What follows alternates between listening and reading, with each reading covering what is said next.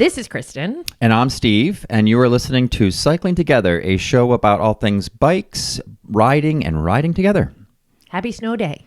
Yeah, it's a snow day here in New England. This is the first of many in a row, I think. Yeah, I was going to say, this is the complete opposite of last season when we got no snow.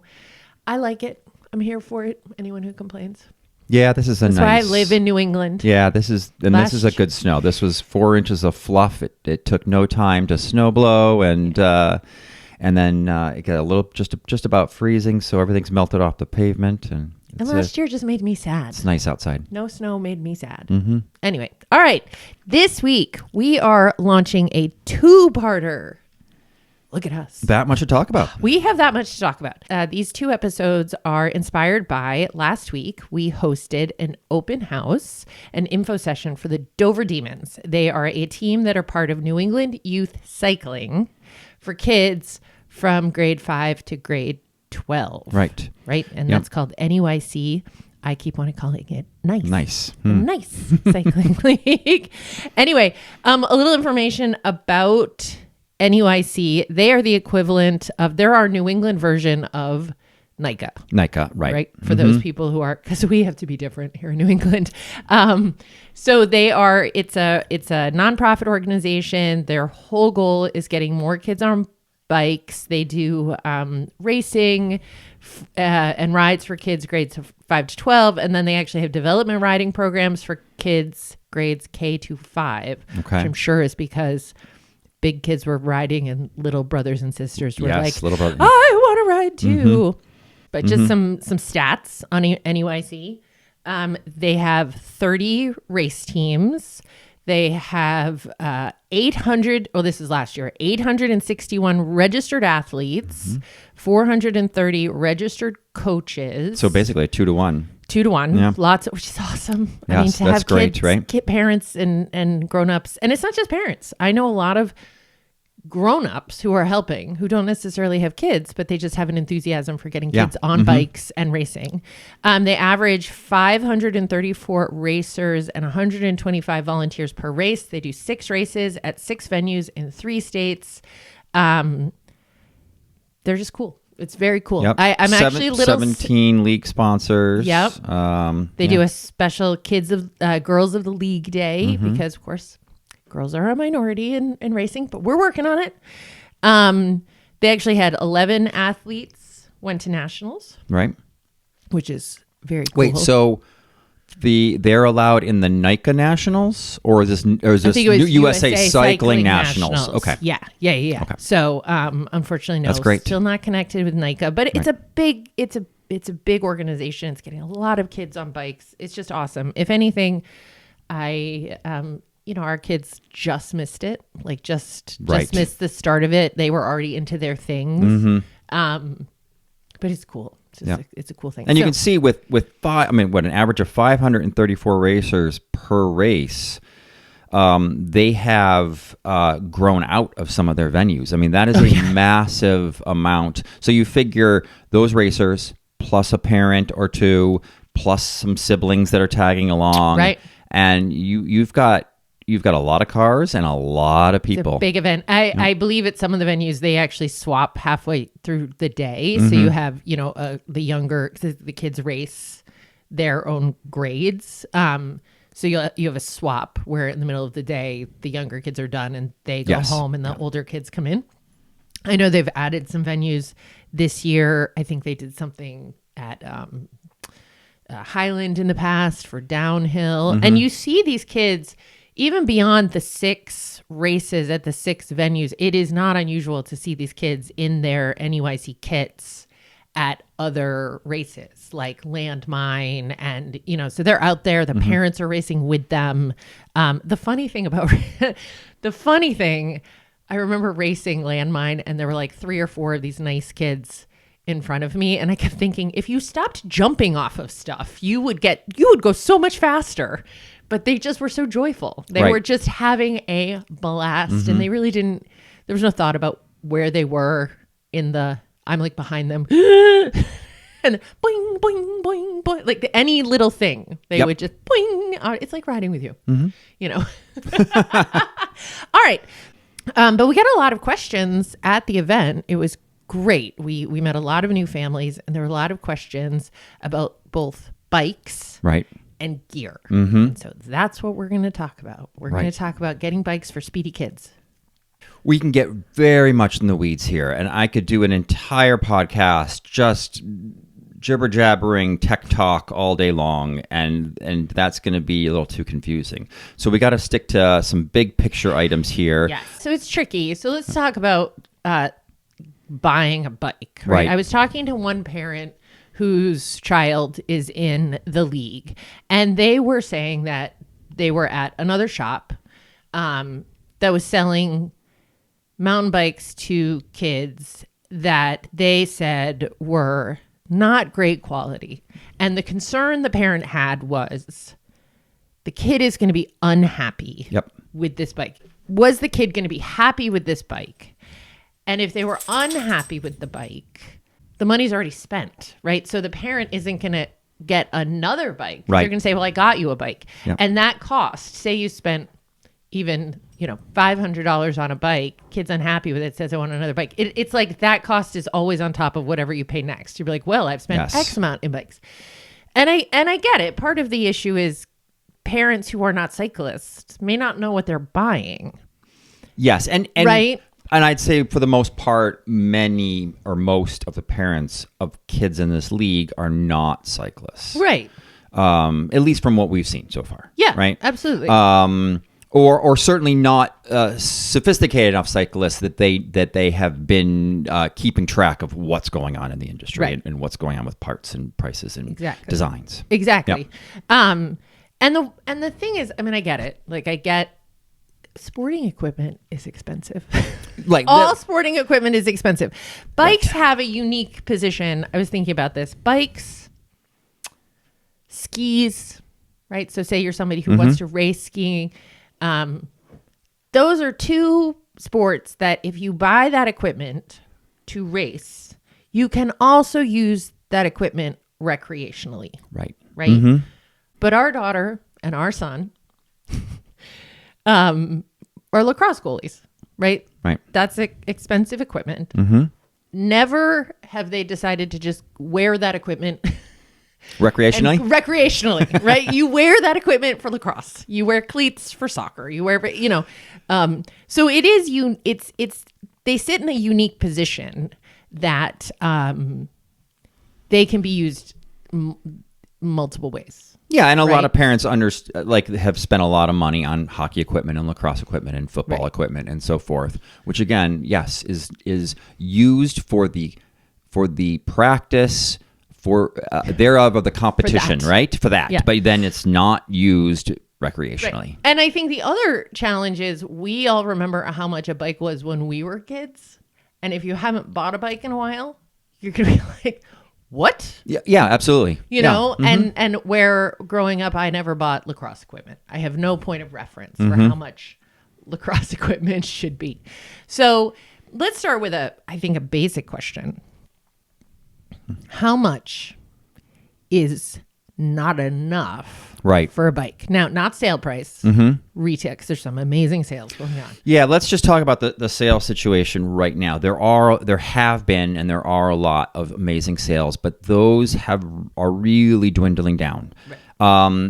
Most of those bikes have been sold. The ones that are left on these big clearances from the overstock period coming out of COVID and so forth are down to extra smalls or extra larges, but extra small might be Extra small very is great. Yeah, might be great in this point. That's what we're talking about. Right. So we really have to talk from a baseline of retail price, Right. Right, and not some mega clearance sale. Right. Because if you can get a expensive bike on a mega clearance that brings it down to your budget, then it's always going to be a better That's bike awesome. at the Yeah. same price of a retail bike at that. Right. Right. So, how much to spend on a kid's bike? I would say the minimum right now for something that's going to get them going well Right. is around $700. Part of my question is just I'm someone who doesn't know Mm-hmm. bikes, right? I walk into a bike shop, any store, and I see a bike that retails for $300. Right. That says it's a mountain bike. Yep. It's not My radar. it's not a mountain bike. That's what I'm saying. My radar should go up. A bike that retails for $300 is even if it looks like a mountain bike, and I tell this to a lot of people. A lot of bikes will look like what they're supposed to do. It's got a flat bars and it's got the front fork. Yeah, but it's not. It was never designed, never intended to be used off-road on trails. Yeah. It was really a $300 bike is only intended to go down a gravel recreation path. That's it. And that's sort of where I'm coming up with my $700. Yep. Kids are really hard on equipment. Really hard. Yeah. So the better the parts, the more durable they are, and they will still break some of them, but less so. And they'll have much less problems out on practices and just have an overall better time. Yeah. I mean, I know that you and I have talked about bikes from big box department stores that you'll say they look fancy, but they don't work, right? They have disc brakes, but the disc brakes are not straight. Yeah. They you know what I'm saying? Like, yep. so they look good to the uneducated eye, but really they're more flash than they're meant to look.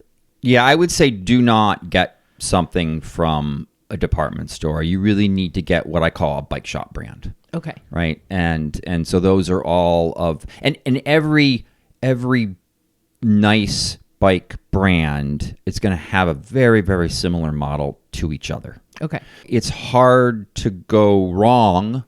Yep. With a lot of the bike shop brands. Well, let's talk about pricing. So in terms of the value there, because as I just said, like sort of if you were spending a minimum of $700, but the thing is that spending $200 more, $300 more, $400 more gets you, in that kind of case, a lot more. It can get you a lot more. Yes. If you were to spend $2,000, but there's another bike that's $2,400, you're probably not getting a whole lot more. Returns. Very diminishing returns. But in that entry level, we're going to still call these entry level bikes. That there can be very rapid increase in the quality of parts with each $100 spent. Okay. So that's where it's really important to not underbuy. Yep. When just a little more could have gotten you a lot more. Right. And if you have an absolute ceiling in that price, then it becomes a little bit more important to really educate yourself and look around and shop around and so forth. Well, some of this can come down to, can bikes be, are you buying a bike that can be upgraded in the future, right? Like there's some bikes that, could you put a dropper post on it someday? Could you upgrade? Like how much, where some are? I would say that when you're in that sub 1,000 category, while you could upgrade these bikes, you're probably better off selling that bike. Okay. And then getting another bike with the things that you want. When you start spending $1,200 and up, then you probably have a lot of core items, especially the frame. The fork is where a lot of stuff comes down to. But at that point, then upgrading some things can be worthwhile. Okay. And keeping that bike longer. And let's talk. So with NEYC, we're mostly talking about cross country racing. Yes, correct. Right? Cross country, which is what NEYC is also. Okay. Yep. And those are different kinds of bikes than, say, if you have a kid who's decided to do downhill racing. So we're at some level we're talking about a certain kind of bike. Yeah, and all of these at these lower price points are hardtails. We should just make sure we say that. But let's start with that. So we have our friend who's a coach, and I asked him, what are some of the things you'd like us to include in a conversation about this? And one of the first things he said was the kids all thinking they need dual suspension. Right. And that means a fork in the front and suspension compression in the back. Right. And this is where I want to beware of, there is nothing cooler than having an open house or a tech night and all these kids are standing around, A, talking to each other, and B, talking about gear and bikes. Yeah, right? these kids quickly become gearheads. Oh, totally. But that's also where there's potential price escalation. I know you say like there's no top end to what you can pay on it, but you're gonna have pressure from one kid has dual suspension, one kid doesn't, one has carbon, one doesn't. So that's where it's important for you to know what they really need. So right, hardtail versus dual suspension. Yeah, and then this. Let's start with hardtails. And as you just mentioned, there's sort of these. What you were doing is cross country racing. Yeah. Okay, but for a lot of these kids, the race itself might be cross country, but then the practices and their general riding that they're doing out there is not cross country. These are kids, and they're gonna be jumping off things and banging into things, and they need.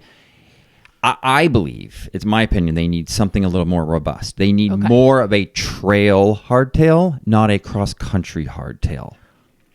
Those are different? Those are different. What's the difference? So a trail bike is going to have a little bit more of a relaxed head tube. So the steering isn't as quick and sharp. Okay. It's going to have longer travel in the front fork. Okay. It will typically have a wider tire. Okay. So on an entry-ish to, you might find to even a mid-level cross-country bike, you might find 2.2 tires, 2.25, that kind of thing. Whereas on a trail bike, you might see 2.4, 2.5, maybe even 2.6. Okay. And so overall, and then usually the trail bike would come with a dropper, but it might not at the very first price points. Okay. So this is a bike that would be, the kid's going to be able to bang around more, jump off things easier and better without breaking. Bouncy. It will be, and you say, well, what's the compromise there? I suppose it's going to be a little heavier. Okay. Because it's a little burlier, Yeah. and the fork's a little bigger and so forth for more travel. So it could be a little slower, and I'm going to air quote that, right? And that's the concern. So if you have an older teen, this usually comes, or somebody who's really into podium winning, yes. right? Then you are probably looking for that weapon of a bike for them. Yes. I want to find those 5 seconds for my kid, right? Or what? Yeah. And but otherwise, you're probably better off with a trail bike and get them going like that. And it's not really that much of a compromise, in the race situation. Okay. It's where there's a significant jump, right, in price between Significant a jump in price. hardtail and a dual suspension. Yep. Let's talk carbon versus aluminum, Yep. the frame. Let's talk about the frame itself. Okay. Again, entry level. Entry level is always going to be aluminum. So which is heavier. Yeah, it's just heavier, but perfectly good. Just absolutely 100% a great material, right? It's just heavier. Tougher? Like again, more durable on the whole, like it doesn't crack, it dents? Yeah, that is always it's just what I've heard. A tough call, right? Okay. So in terms of the durability. So yeah, so you could say crash in a rock garden, and the bike goes bouncing, and the one of the tubes smacks into a rock, and it puts a dent in it, the tube. Yes. Okay. Usually in most kid situations, that dent is no problem. Right. Keep on riding that bike. Yep. A carbon frame can actually take a higher impact than the aluminum can before. Like the same impact that would dent an aluminum frame would do nothing to a carbon frame. Okay. But you get to a impact force where it would crack the frame, and then that frame is done. Right? So that's, and again, with a carbon hardtail, you're excluding sales, you're probably looking at least $2,000. Okay. Okay. To get basically some lighter weight. But there are bike brand usually has an overlap. Okay. So they'll have they take the same aluminum frame and they'll put on entry parts and mid-level parts and high-end parts. Yes. And then they'll take their carbon frame and do the same thing. So you could have their best aluminum model with significantly nicer parts than their lowest carbon model. Oh. And sometimes that best aluminum model will be lighter than their lowest carbon model. Okay. Because the parts, this is the funny thing, as you get better in parts, you get lighter, Okay. but you actually get more durability.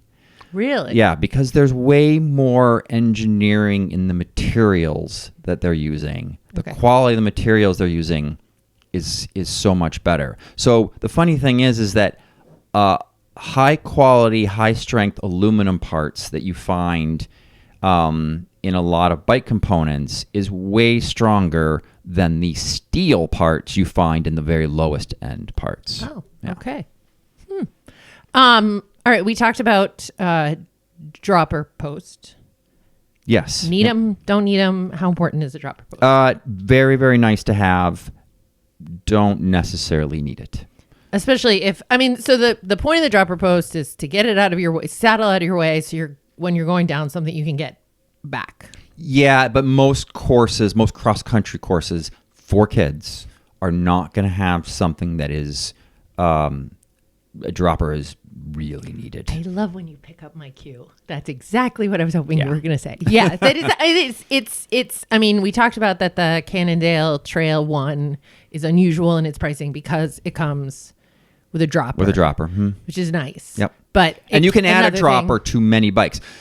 That is something to look for when you're looking for a bike. Yeah. Is that so you can basically add a dropper to almost any bike. Okay. But there's internal and external droppers. And what that means is where the cable is connected to the post. Yep. So internal is inside the frame, and you need a port on the bike to get that cable inside the frame and up to the dropper. Yes. And a lot of bikes have that now. If you're looking at used bikes, and I should say a lot of entry-level bikes have that now, but if you're looking at used bikes, many of the former entry-level bikes didn't have that. I was going to say, I remember one of our riders in our women's group who has a hardtail asking you if you could put a dropper. Right. And she was very sad you could not. Yeah.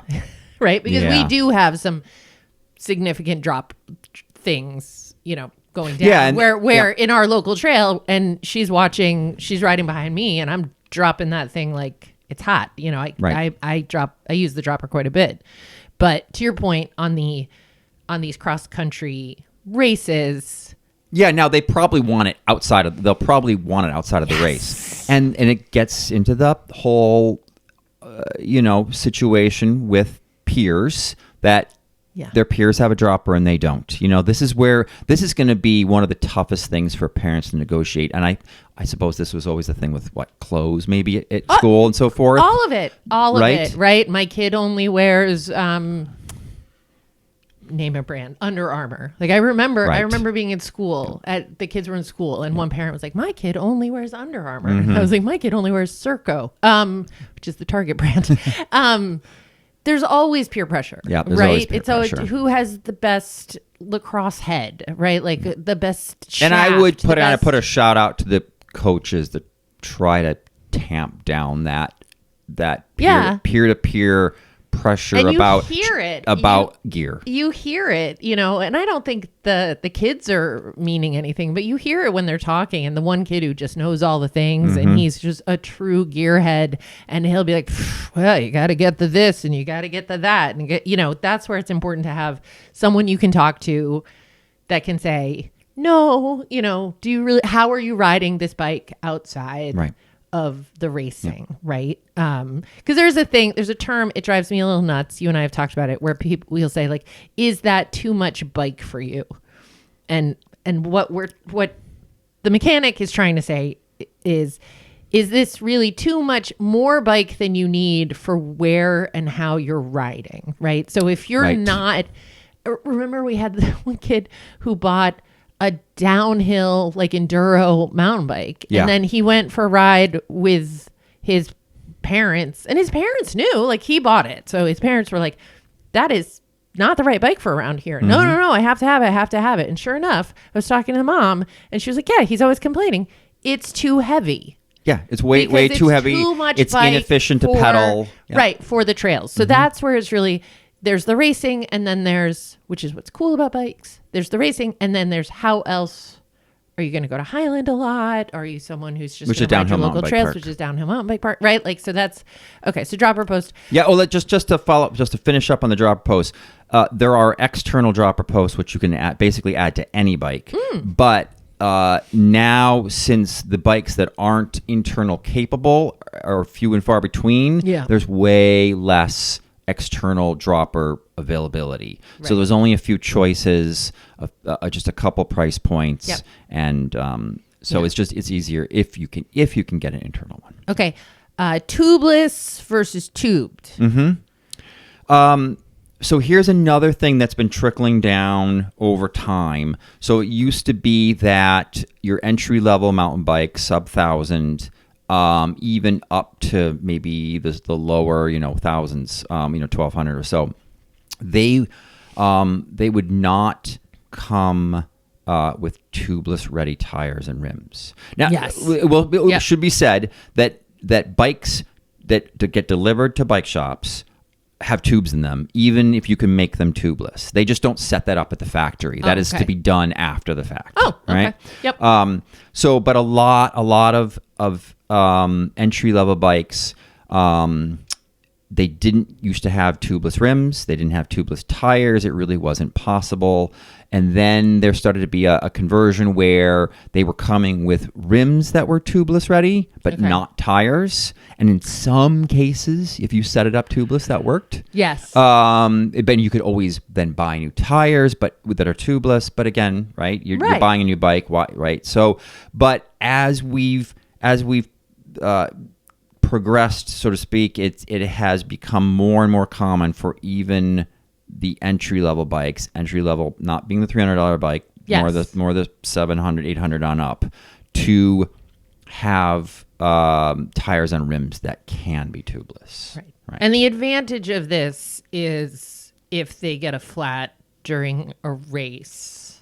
Well, like do they need them? I guess. Do they need them? Do they need them? Right. How many times do you get a flat during a race? Do they? No, but this can come down to your location, because there are some locations around the country where flats are very common because of thorns, or say sharp rocks. One family was telling me, I think they were talking about Arizona. Oh, Arizona's bad. Yeah, they have these like they're like little. The dad said, those things that cops throw out of their car to pop your tire. It's like nature's doing that. Right. Yeah. And they said that even tubed tires, shops are putting tubeless fluid in the tubes because they're just burning through tubes. Yeah. Which I was like, that sounds awful. So and this is where a tubeless setup would you tend to get less flats. And the biggest, I don't want to talk necessarily about race day for this, but more about day-to-day practices with your team. Yeah. And this is where it could be easier in terms of less flats, and therefore easier on the coaches and the team not waiting and that kind of stuff. Right. And if you get a flat, it's easier because you would patch it. You wouldn't have to take the wheel off. You can plug a tubeless hole if it doesn't. Also if it easier doesn't for the coach. Yeah, I mean, also easier for the coach. Like if they're familiar and capable of plugging tubeless, right? Yep. But tubeless does require maintenance. It requires fresh sealant every 3 to 4 months, and maybe a little bit more during high usage times, right? Or often. So, that's all. Do you need it? No, but if you can get it, or at least have it available to you. Yep. Right? Okay, I want to take a little step back actually, because we're talking about kids as young as, with NEYC, not even the development team, 5th grade. Yeah, 10. These are little people. Mm-hmm. These are little people. There's a temptation to buy a bike that they will grow into. Right. Yeah, and this is Talk to me about sizing a bike for a kid. One of the hardest things for parents, right? Yes. Because you are going to have to go through multiple bikes throughout their... Kids have a bad habit of growing, man. They do. And sometimes like that. Yes, and there are years where they can grow out of a bike in that 1 year. Yes. I mean, you can grow... If you grow 4 or 5 inches, which is possible for some of these kids in a year... you're out of that bike. I swear when the kids were in those growth spurts, I would be like, I think I just saw you shoot up in my peripheral vision.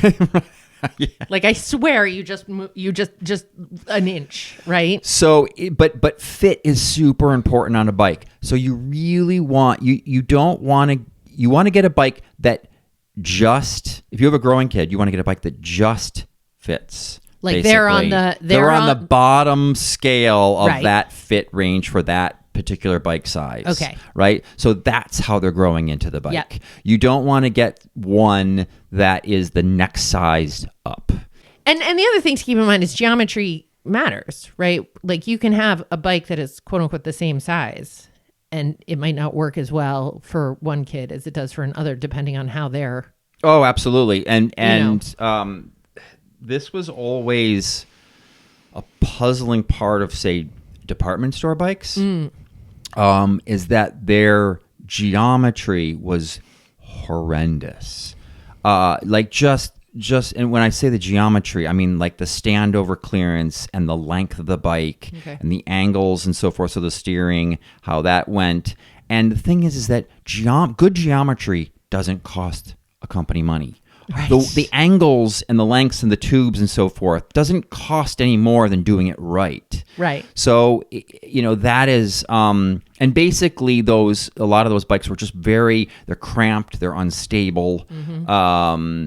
They don't pedal efficiently. They're just, so that can matter. Yeah, absolutely. The wheel size for kids' bikes versus grown-up bikes? But kids' bikes are done by wheel size, one frame, and one frame with that wheel size. So typically you're going to be starting, I suppose, very small fifth graders would be on a 20-inch, right? And most of them are probably going to be on 24. Okay. And then so 26 is after that. Now 26 used to be the de facto mountain bike size wheel, but that doesn't really exist anymore for adult mountain bikes. Yep. But it does for some junior bikes. Okay. All right. Not every brand makes a 26-inch junior bike. Okay. And then you get to 27 and a half, which is often found on extra small and small adult bikes. Okay. Whereas then when you get to their larger sizes, it often moves to the norm, we'll call it now, is 29 inch. 29. Yeah. Sometimes these bikes look gigantic under these little kids. Like it fits them. They do. Still... And it's remarkable. And I will say, yeah, sometimes there's a case where some of these little kids they're getting on the right size bike in terms of they're just into that fit range for that size bike, and it can look very big on them, right? More so than it would say with an adult. But it's remarkable how a lot of these kids are able to handle that bike. Oh yeah, because it is in their fit range, right? Even though it can look a little bit odd, and it's just because they have smaller hands and smaller heads and smaller feet. Exactly. They're all out of proportion. Yeah. Used bikes, bike swaps as an option. Oh, absolutely. Always a used bike is a great option to get more bike for the same money. Mm-hmm. But if you're not savvy in bike parts, then be very, very careful there, or find somebody who is to get advice from. And also expect to have to take it right in to get serviced, and potentially some new cables, maybe a new chain, maybe new brake pads. A lot of those stuff are worn out on used bikes. Well, I mean, and there is such thing as too old a bike, or a bike that maybe it's seen its end of life. It's seen its end of life. Right. Yep. And it can be really hard. And then you can end up again with a racer who has a bike that keeps breaking. And there's just at some point only so much a bike shop can do for it, right? Yeah. So yeah, should we talk about parts a little bit? Absolutely. So the very entry level parts you're going to find on a mountain bike are usually 99% of the time made by Shimano. Mm-hmm. So SRAM, the other big component company, they used to make entry level, mid level mountain bike parts, but they don't really anymore. Okay. So the market's really all Shimano.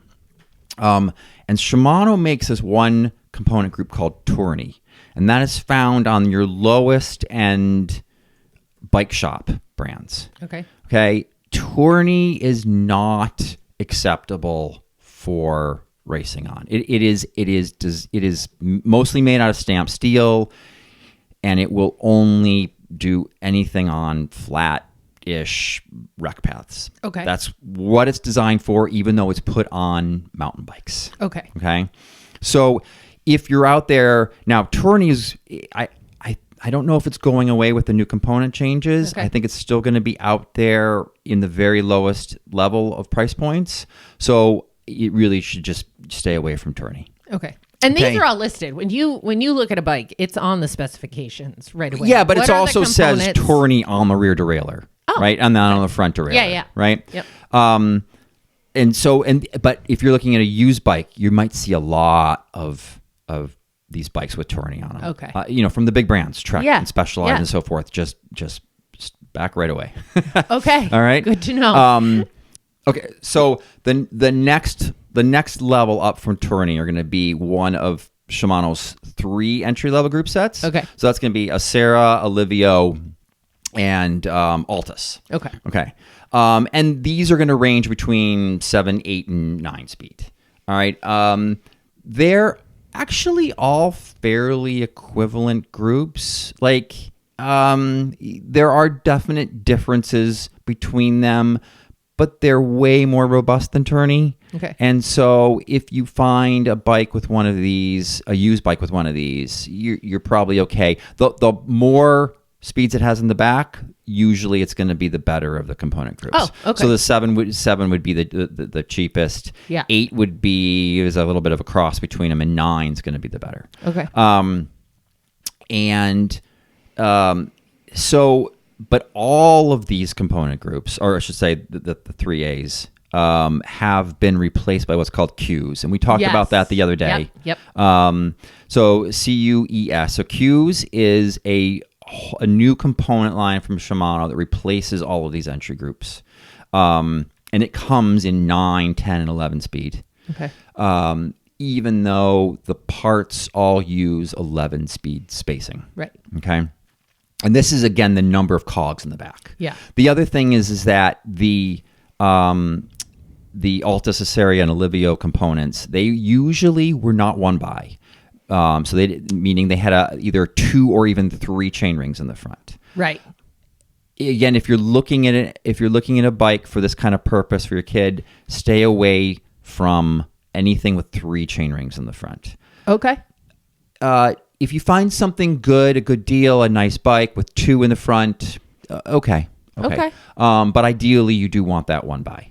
Yeah. And why do we want that one by? It's just simpler for kids to use. Mm-hmm. So now you only have one shifter controlling the rear. Yep. The rear would have, if it's a one by, it has a much larger cassette range in the back. Yep. So you're not giving up easier gears. Okay. And now all the kids have to do is shift easier or harder. Heck, this is what the adults are using, right? We're all using one by. Yeah. Right. So the kids should have that too. That's the biggest.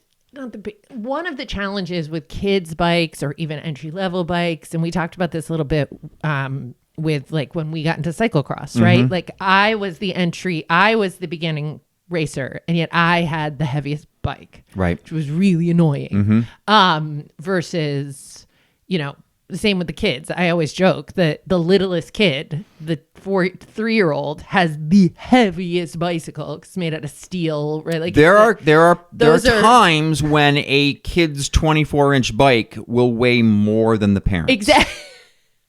Yep.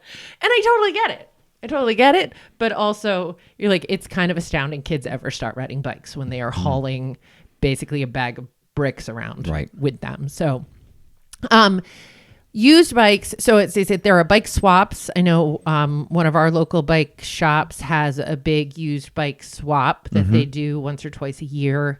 Bike shops like ours actually have some consignment bikes, right? Pre-owned consignment bikes. So that's one great way. How likely is it that you can get a bike and then bring it to a shop to have it checked before you buy it? Oh, I mean, certainly can't hurt to ask. No, I mean, if somebody brought me a bike to say I'm thinking about buying this bike, kind of like you might do with a car, where you might bring it to your own mechanic before you bought it. I mean, sure, most shops will do a service.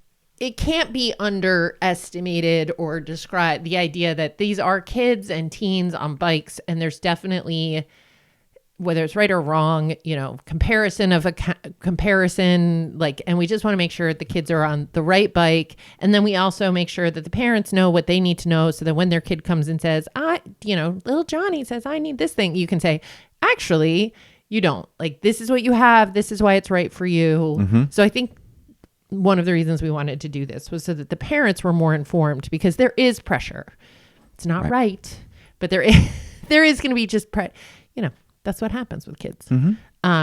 Suspension forks. The suspension forks. Yeah. Yes. So most of the entry-level bikes have suspension forks made by Suntour. Yes. And then once you get up to the better bikes, you're going to see either a Rock-Shox or a Fox. First, you'll start seeing Rock-Shox, and then you'll start seeing Fox and Rock-Shox. Yep. So Suntour makes a lot of different models of entry forks, and they start off by being spring activated. So unlike the better forks, which have an air chamber that you pressurize based on the rider's weight to tune it, these just come with a big coil spring, and coil springs can actually be very smooth and responsive. The problem is, one, they're not tuned to the rider's weight. Okay. And they're also put in forks that are not built that well. So a lot of these forks have what's called stiction, and it takes a lot, which is basically the friction of getting of all of the moving parts of the fork together, and it takes a lot to overcome that friction to get the fork moving. Okay. So it's important to sort of feel the difference as you're looking around at bikes, to feel and push down on that front fork and see what it takes. Okay. And you'll notice a huge difference between a fork that sort of moves right away with pressure and sort of smoothly goes down through its travel, and one that you have to really give this initial oomph push to get going. Okay. All right. And when you're talking about kids who are lighter weight, those just don't work that well. Okay. And now Suntour makes some of their models work with coil springs, can work amazingly well. Okay. But unfortunately, most of it, and again, as you get up in higher price points, you're more likely to get one that feels better. Okay. But I would test that out. Tests for the stiction. Yeah. Yep. You guys are just making up words now. Making up words. Anything else on bicycles for speedy kids? Without going too much in the weeds, right? Which we've already done. Future episodes, we will go into the weeds. Right. And next week, if people have questions, we can answer them then. But next week, we're going to be talking about all the other gear that kids may or may not need. Because, as I said, this was already, look at how long this took us. STBG Tech Talk. What do you got for us this week? So this week, what came up is that I have to move a set of hydraulic disc brakes over to another frame. Okay. And a lot of times when you do that, the length of your hoses might not be long enough, so you have to replace the hoses. Okay. Okay. So I want to talk about that briefly in two forms. One is, you can easily, from all of the different bike brands, get replacement hoses. Okay. A new hose kit. Some of these brakes require just a straight hose with fittings that you put in the end, and others require a very special end to go on the caliper, which is called a banjo connection. So you have to get the right hose kit for that application. Okay.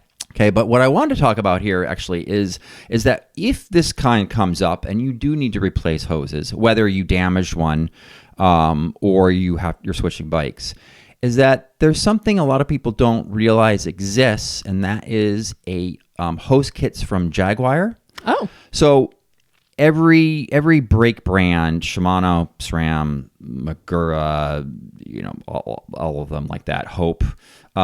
They're just black hoses. Okay. Jaguar makes colors. And so you can get a whole range of colors. Yeah. And then you buy the fitting kit to go into that hose kit for your particular brake model. Okay.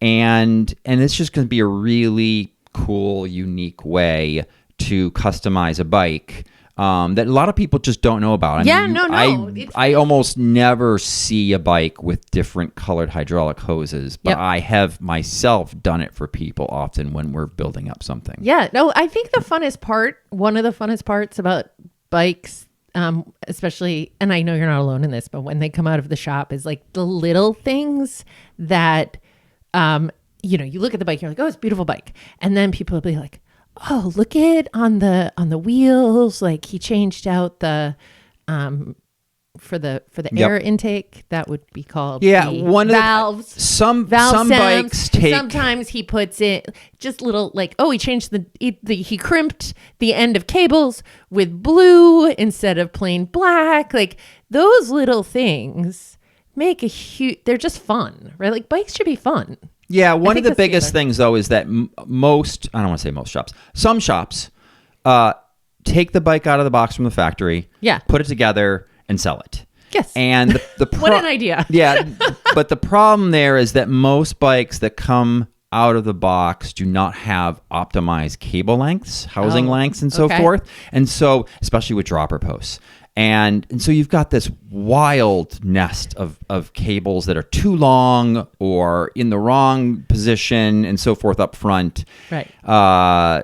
So, shops like myself like to optimize that, even though it takes us extra time that we're not getting paid for. You make the cockpit look nice and neat. Yeah. You can sometimes you wrap cables to housings together to make them a unified unit and make them look nicer. Do they still do the remember the bike that I rode in Switzerland? You used these like beads that covered the cable. No, and you could do them in colors. That's actually another Jaguar kit that is made out of the housing is basically a series of aluminum, like beads. They were that you put pretty together to make it compressionless. Yeah, and with a sleeve inside, and that's. Oh, they still have those. They still have those. Those are cool. Yeah, it's like jewelry. Yeah. It was very. Bicycle. That's a very high end product though, and because most people in the higher end of the market are now getting electronic shifting, that's you kind of see that go away, right? Yeah, because it's only for shift cables,